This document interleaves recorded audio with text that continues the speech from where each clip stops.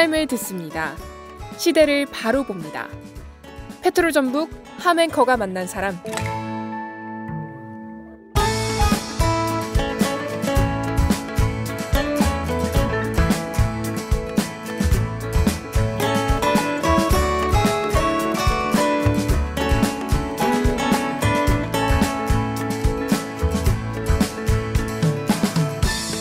페트롤 전북을 진행하면서 함앵커 간다라는 금요일 코너가 있습니다.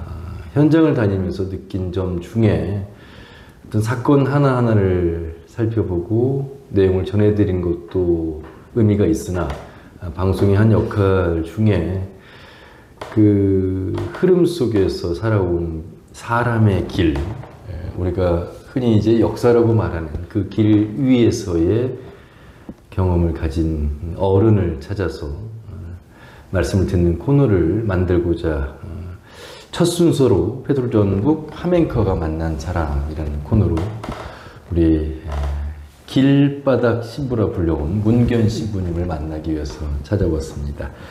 신부님 안녕하세요. 반갑습니다. 예. 뵙고 싶었어요.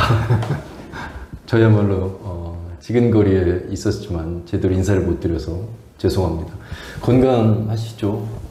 예, 여러분의 걱정 속에서 날로 좋아지고 있습니다. 작년에 좀 많이 편찮으셨어요? 네, 제가 119로 실려가지고 서울까지 갔다는데 저는 그걸 모릅니다. 그럴 정도로 이제 세상을 마감하지 않는가 싶었는데 아직 제가 바쳐야 될 일이 많이 남은 것 같습니다.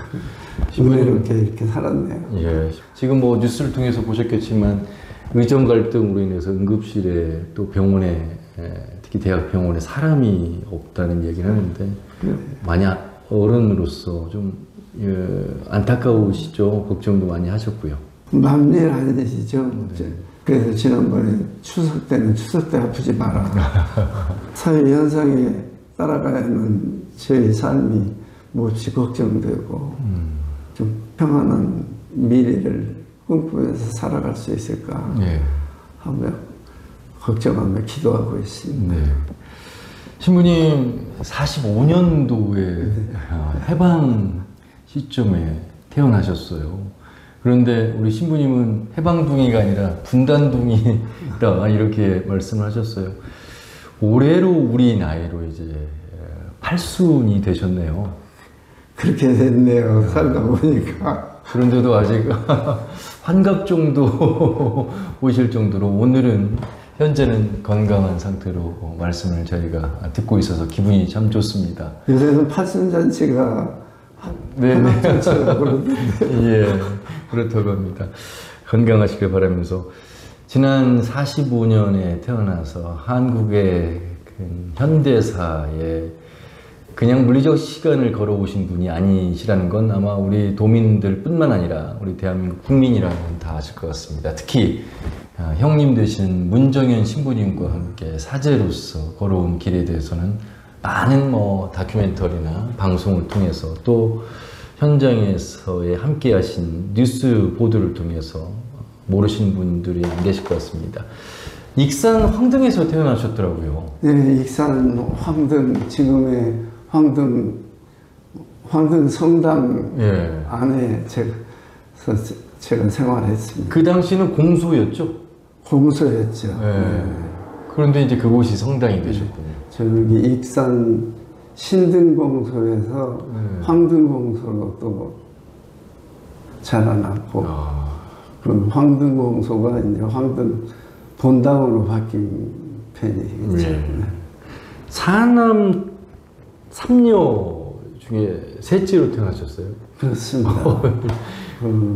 사남 3녀 중에 삼남이고 태어난 것부터 은혜롭습니다. 저희 어머님이 혈액형이 RH 마이너스 O형이에요.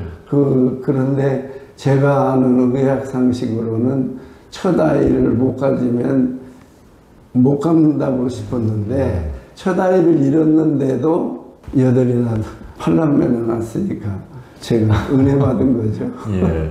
어머니, 아버지뿐만 아니라 제가 우리 신부님의 걸어온 길을 좀 보니까 할머님의 영향이랄까, 또 외할아버지의 영향, 이렇게 대가족 안에서 그 어른의 말씀, 사랑을 참 많이 받으신 것이 지금의 내 인생을 살아가는 큰 밑거름이다, 이런 말씀을 하셨어요.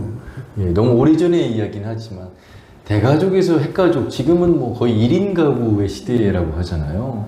참 이 많은 변화를 보면서 우리 신부님께서는 어떤 생각하셨어요? 요즘 가족 문제를 보면 뭐 굉장히 수동적인 언어일 수도 있겠지만 다 하늘이 해주고 세상이 해주는데 너무 걱정이 많다. 저만 봐도 저는 저희 친할아버지를 못 뵀습니다. 친할머님만 아주 어려서 뵙고 외할아버지, 외할머님이 더 가깝게 이렇게.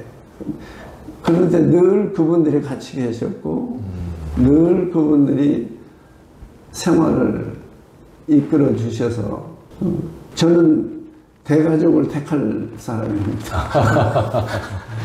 어찌 보면 신부님과 함께하는 온 국민이 큰 대가족의 다 구성원이 아닐까 싶습니다. 가족이죠. 그러시죠. 예.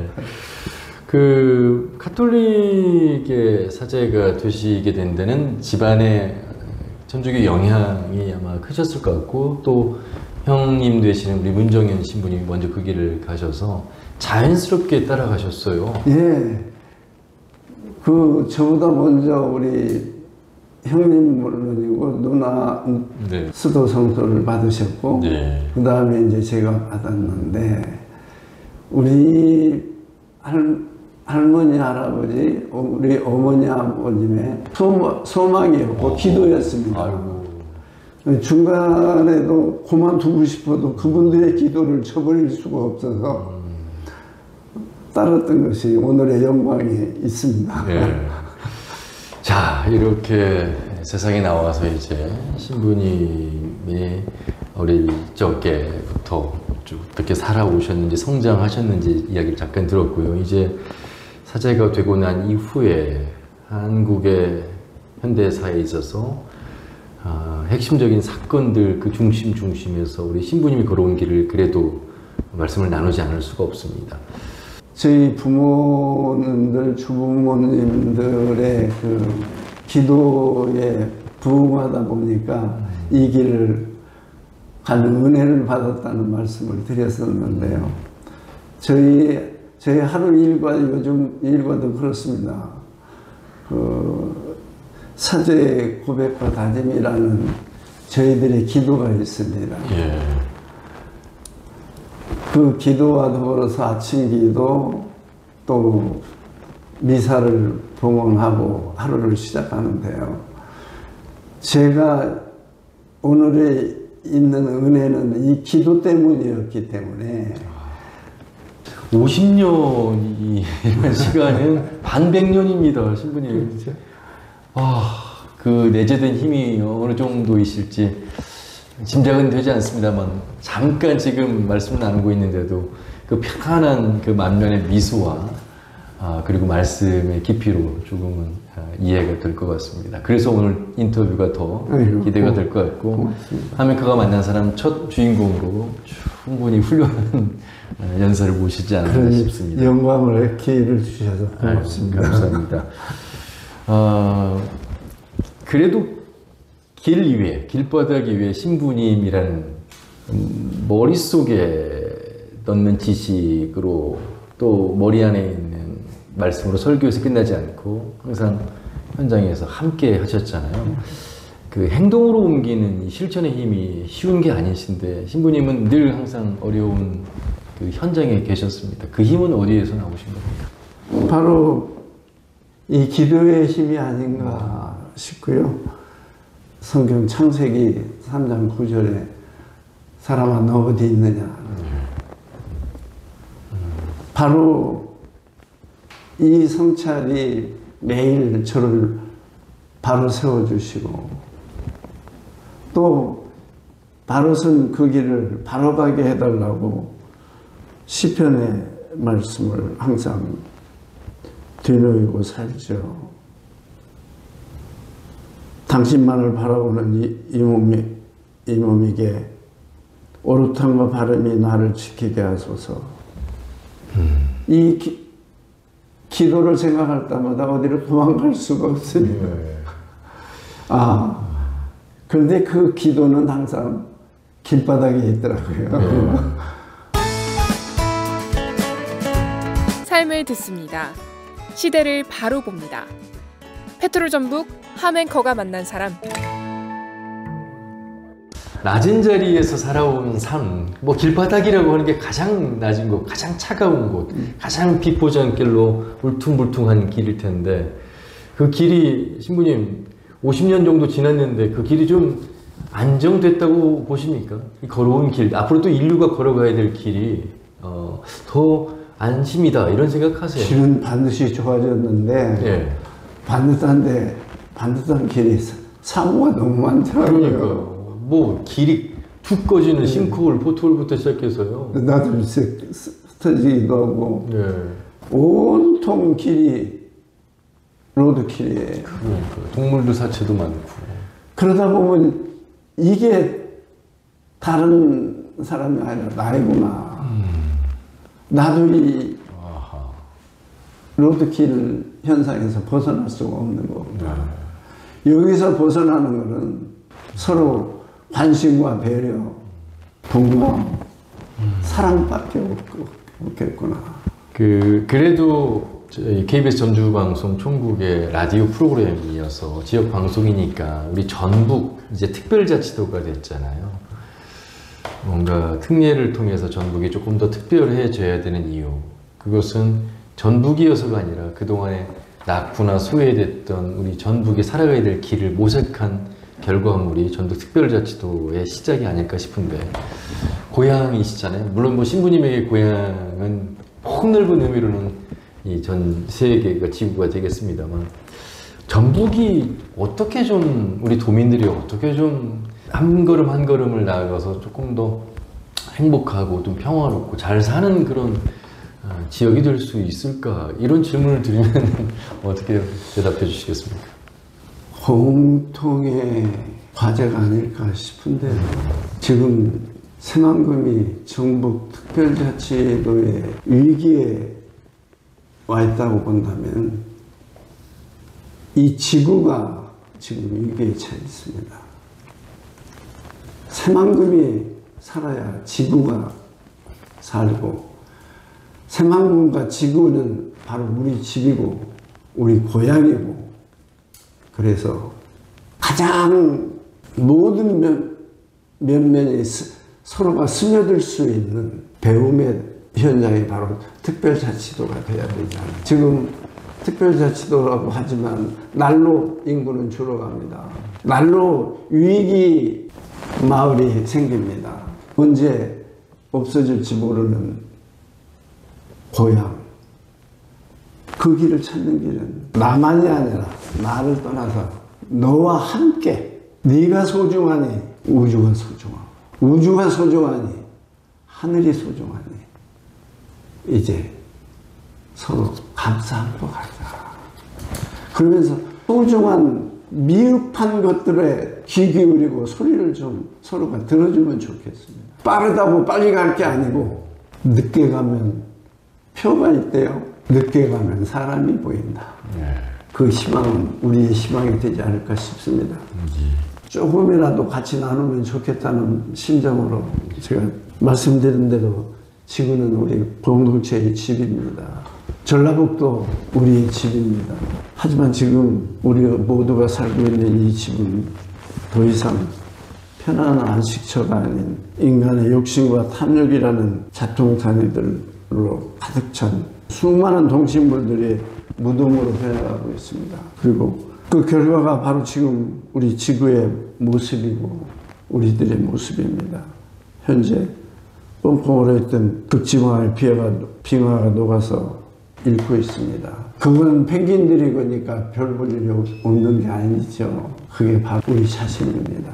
지구를 살고 우리 서로를 살렸으면 좋겠습니다. 그래야 새만금 개발도 의미가 있는 것이고, 그래야 전쟁터 같은 우리의 나날의 삶의 웃음꽃도 피어나지 않을까. 그날을 함께 그리며 함께 가고 싶습니다. 네. 너무나도 평범한 단어인 함께가 오늘은 더욱더 소중하고 특별하게 귓가에 들려옵니다. 저희도 함께 하는 그런 프로그램 되도록 더 많이 노력하겠습니다. 고맙습니다. 함앵커가 만난 사람 첫 순서로 문규현 신부님을 뵀는데요. 좋은 말씀 다시 한번 감사드립니다. 고맙습니다. 고맙습니다. 예.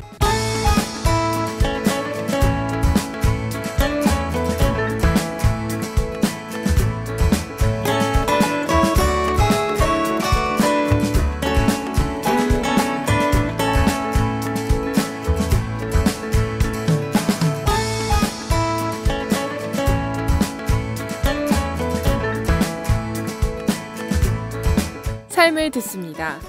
시대를 바로 봅니다. 페트롤 전북 함앵커가 만난 사람.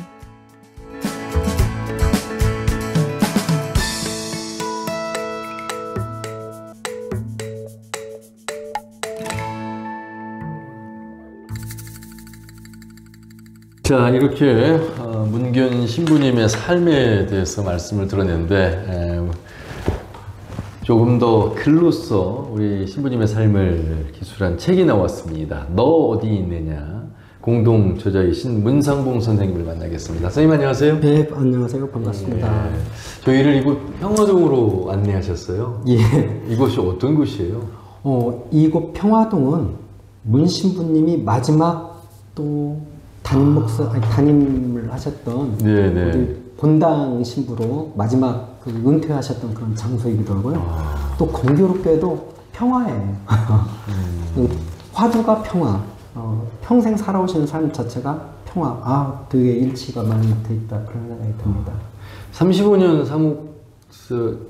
사목직을 그만둔 시점이 2011년인데 그곳이 바로 이곳 평화동이시군요. 예. 벌써 13년이나 시간이 흘렀습니다. 예. 자, 그런데 문상봉 선생님, 예. 이 신부님의 너 어디 있느냐를 책을 처음에 출간해야 되겠다고 생각하신 그 시작점은 어디에 있습니까?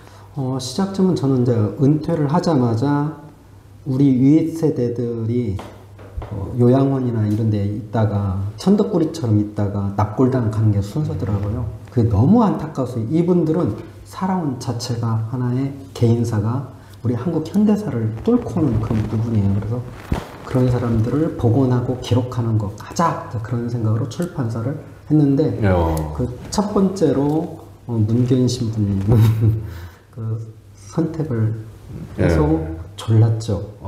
원래 사제라고는 어떤 그런 부분들은 또 살아계신 분을 평전을 쓴다는 것은 되게 어려운 일이거든요. 전례도 별로 없고 그래서 되게 고민을 많이 했었는데 그런 부분들이 졸라서 이렇게 했죠. 책에 참여는 몇 분이 하신 거예요? 총 4명이 했습니다. 그 4분 다 국어 선생님 출신이세요? 국어 선생님 출신에다가 전국 국어교사 모임 30년 동안 같이 죽을 맞춰왔던 그런 친구들입니다. 예. 문상봉 대표님이시네요. 우리 선생님은 신부님과 함께 하신 시간은 얼마나 되셨어요? 실제적으로 함께 한 시간은 그렇게 많지 않고요. 이번에 이제 본격적으로 만나기 시작했고 20년 전에 한 2번 만났고 다른 같이 이번에 집회를 하신 두 선생님은 20년 이상을 학생들과 함께 신부님과 걷기 뚜벅이라고는 걷기 활동을 오랫동안 하셨어요. 그래서 걷는 게 일이시고 걸음에서 많이 배우시는 것 같아요. 그런 신부님의 일대기를 쓰기 위해서는 신부님에 대한 말씀도 많이 들으셨고 또 자료도 찾아보셨을 텐데 어떠세요? 저자로서 본 우리 문규현 신부님은 어떤 분이세요? 고생을 많이 했다는 이유를 먼저 말씀드릴게요. 신부님께서 주신 자료가 이런 종이 인쇄물 같은 경우는 약 80kg 내지 100kg 1톤은 아니죠. 그 정도로 무게 있는 그런 부분이고 거기에는 뭐 검찰의 공소 또는 판결 유지 이런 것부터 있고 그다음에 신부님이 얼리 어댑터예요. 지금도 아이폰과 노트북으로 모든 작업을 하시고 저장하시는데 되게 꼼꼼하시고 보기보다는 우리는 행동주의자로 이렇게 인식하는데 전혀 아니에요. 1TB의 그 자료를 줬어요. 지금도 저게 USB. 이야. 근데 1TB가 저는 테라바이트. 네, 무식해가지고 이 외장 하드를 데스크탑 거기다가 넣으려고 했는데 들어가지가 않는 거예요. 아예 작동. 이게 왜 안 되지 했는데 알고 봤더니 데스크탑 용량이 256기가바이트밖에 안 돼요. 맞습니다. 그 4배를 집어넣으려고 하니 코끼리를 냉장고에 집어넣는 것보다는 더 어려운 거였어요. 그렇죠. 그런 정도로 꼼꼼하시고 대단한 분. 얼리어답터라는 말씀 처음 들었는데 바로 오신분님의 주머니에서 그 아이폰 테라바이트라고. 바로 보여주시네요. 그 이제 내후년이면 50년의 사제로서의 그 시간입니다. 평탄한 시간이 아니었다는 걸 누구보다 잘 알고 계시잖아요. 약자들 곁에서 항상 서 계셨어요. 어찌 보면 가장 힘든 곳, 가장 낮은 곳이 아니었을까 싶은데 그런 삶을 그런 분의 글을 어떤 마음으로 쓰셨을까? 그 네 분은. 그게 참 궁금했어요. 저는 천주교 신자가 아닙니다. 그런데 신부님을 누군가는 우리가 어떻게 이 대화를 낚았냐, 이 출판사 입장에서 그런 이야기인데 신부님을 막상 낚아가지고 이렇게 끌어당기다 보니까는 저희가 끌려갔어요. 도대체 이 힘은 어디에 있지? 물론 방대한 자료도 있지만 이분의 삶을 하나하나 이렇게 살펴봤더니 아까 말씀하신 대로 기도의 힘, 종교의 힘, 이 부분들이 가장 그 바탕에 깔려 있더라고요. 그리고 끝까지 그 희망을 잃지 않는 어떤 그런 부분에서 이 힘은 어디서 나올까? 도대체 인간이 65일간 엎드려가지고 삼보일배를 할 수 있을까? 그 누구도 상상하지 못했는데 신부님의 삶과 또 책이나 이런 걸 통해서 또 영성을 통해서 이렇게 살펴봤을 때 두 가지 키워드로 이렇게 정리가 되더라고요. 아까 마지막에 말씀하신 함께, 그 다음에 또 하나는 그 오롯이 모든 걸 맡긴다라는 거예요. 저는 이제 종교인이 아니기 때문에 그 부분을 잘 이해가 안 됐는데 맡기니까 되더라고요. 그 부분에선 저는 종교적인 어떤 그런 느낌이 강하게 왔어요. 이게 무슨 이야기 하는 거냐? 우리가 하룻밤만이라도 잠을 못 자면 다음날 얼마나 피곤할까, 얼마나 힘들까 이렇게 하잖아요. 근데 하루하루를 5km씩 걸어다니면서 얼마나 힘들고 무릎이건 어디건 안 아픈 데가 없는데 내일 어떻게 하지? 우리는 보통 사람들은 그런 생각을 하잖아요. 근데 신부님이나 거기 수경스님이나 이런 분들은 그냥 죽이려면 죽이세요. 어차피 당신이 뿌렸으니까 당신이 거두시는 거니까 그냥 알아서 거두시려면 언제든지 거두세요. 그냥 그렇게 가니까 가셨던 것 같고요. 두 번째는 우리가 군대를 누구나 걱정스럽고 애기 낳는 것도 여자들이 그렇지만 걱정스러운데 남이 하니까 하잖아요. 근데 그때 같이 도반이라고 해야죠. 같이 엎드리고 같이 삼부일을 배우고 오체투제했던 그분들이 서로 간에 힘이 된 것 같아요. 그래서 함께라고 하는 힘이 상당히 강하다 그런 느낌이 있었습니다. 네. 그제 보면 도보스님도 그러시고 모든 종교를 넘어서서 같은 마음으로 함께 하신 분들의 힘이 바로 이제 그 함께라는 게 아니었을까 싶습니다. 책 제목을 왜 너 어디 있느냐를 붙이셨어요? 아까 신부님이 그 사제스품 받을 때 성구를 선택을 해요. 그래서 그걸 가지고 평생을 살아가겠다 어떤 서약 비슷한 걸 하는데 그 부분 중에 하나가 창세기에 나오는 너 어디 있느냐 이 부분은 아담이 이브랑 어쨌든 하느님의 뜻을 어기면서 숨었잖아요. 하느님은 어디 있는지를 다 알지만 일부러 묻는 거죠. 너 어디 있느냐. 그러니까 너는 네 자리가 아닌 곳에 왜 어디에 있느냐 이것이거든요. 그래서 너는 항상 네 자리를 지켜라. 네 역할을 해라. 인간이든 인간 어떤 직업이면 직업, 직분. 그러니까 인간으로서 역할 이런 부분들을 정확히 지정하는 부분. 그러니까 신부님 같은 경우는 사제 너 어디 있느냐? 너는 무슨 일을 하느냐? 네 자리 지키고 있느냐? 이 부분을 항상 질문을 던지는 쪽으로 저는 이렇게 이해를 하고 그걸 제목으로 썼습니다. 사실 출판사 영업적인 비즈니스인 측면으로는 다가오지 않는 그런 제목이에요. 그래서 지렁이 신부 문규현 했으면 참 좋겠다 했는데 다른 어떤 편집 같이 집필하는 편집자들의 전체적인 동의를 얻어서 너 어디 있느냐로 결정을 했습니다. 예. 많은 분들이 우리 이제 신부님의 삶, 너 어디 있느냐 책을 통해서 많은 정신의 또 공부가 되실 것 같습니다. 어떤 부분이 좀 더 많이 읽혔으면 좋겠고 우리 신부님의 정신이 더 알려졌으면 하는지 좀 끝으로 들어보겠습니다. 기본적으로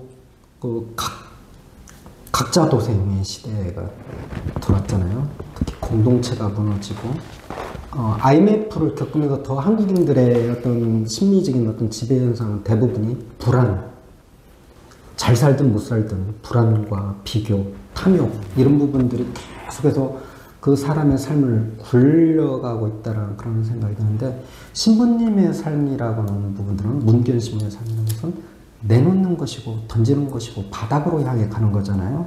그리고 함께 하는 거잖아요. 이 부분이 이 책에서 꼭 신부님의 삶을 통해서 읽어보고 되새겨야 할 어떤 그런 부분이 아닌가 그렇게 생각을 하고 있습니다. 좀 아쉬운 부분들은 요즘 너무나 책을 읽지 않는 시대여가지고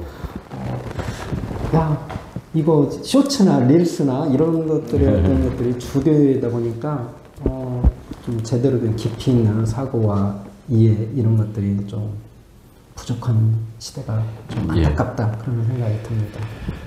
네 분의 우리 국어 선생님들께서 이렇게 귀한 책을 써주셔서 감사드리고 또 좋은 책 많이 내주시기를 바라겠습니다. 말씀 잘 들었습니다. 고맙습니다. 네, 감사합니다. 영광입니다. 네, 문상봉 선생님과 말씀 나눠봤습니다.